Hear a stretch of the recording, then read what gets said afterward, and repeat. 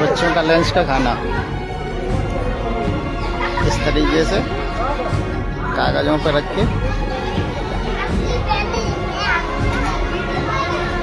அதாவது நம்ம இந்தியாவில் அந்த வட மாநிலங்கள் இருக்குல்ல, அதில் பர்டிகுலராக அந்த யூபி, குஜராத், மாப்பி, பீகார் இந்த மாதிரியான மாநிலத்தில் கொடுமைகளை பற்றி சொல்லும்போது ஒரு நக்கலாகவும் டே ஆடு அங்கே பாடுறா அப்படின்ற மாதிரி வீடியோ போடுவேன். ஆனால் இந்த ஒரு வீடியோவை போடும்போது எனக்கு அப்படி பேச மனசே வரல. நீங்கள் இந்த வீடியோவை தடவை பார்க்குறீங்க அப்படின்னா உங்களுக்கு டக்குன்னு என்ன தோணி இருக்கும்னா, ஏதோ கோயில்களில் அன்னதானம் கொடுக்குறாங்க போல, பேப்பரில் வந்து பிரசாதம் கொடுத்துருக்காங்க, அதை வாங்கி தின்னுக்கிட்டு இருக்காங்க நினச்சிக்கிட்டு இருக்கீங்க. அதுதான் கிடையாது. இது மத்திய பிரதேசில் ஷியோபூர் அப்படின்ற ஒரு ஊரில் உள்ள அரசு பள்ளியோட மதிய உணவை தான் அந்த பசங்க பேப்பரில் வாங்கி தரையில் உட்காந்து சாப்பிட்டுக்கிட்டு இருக்காங்க. இதை பார்க்குறப்ப எப்படி சார்காஸ்டிக்கா பேச தோணும் சொல்லுங்க. இப்போ உங்களுக்கு புரிஞ்சிருக்கும்னு நினைக்கிறேன். அங்க உள்ள மக்கள் எதனால தமிழ்நாடு, கர்நாடகா, ஆந்திரா, கேரளான்னு சொல்லி அங்கிருந்து இங்கிட்டு வந்து மைக்ரேட் ஆகி ஒரு நாளைக்கு 400 ரூபா சம்பளமா இருந்தாலும் பரவாயில்லன்னு மாடா உழைக்கிறாங்கன்னு எல்லாம் இதனாலதான். அதாவது இந்த சங்கி பயலுக அந்த மாநிலத்தை பூரா எப்படி ஆக்கி வச்சிருக்காங்கன்னு பாத்தீங்களா. வீட்டுலாம் கோவில் பிரசாதம் கூட நம்ம பேப்பர்ல கொடுக்க மாட்டோம், தொன்னையில கொடுப்போம், இல்லைன்னா வாழை இலையில கொடுப்போம். ஆனா பள்ளிக்கூடத்துக்கு படிக்க வந்த பிள்ளைகளுக்கு மதிய உணவு நான் கொடுக்குறேன்ற பேர்ல பேப்பர்ல கொடுத்துருக்காங்க பாருங்க. அதுக்கு நீ கொடுக்காமலே இருக்கலாமேடா நீங்க. அதாவது இந்த சங்கி பயல்களோட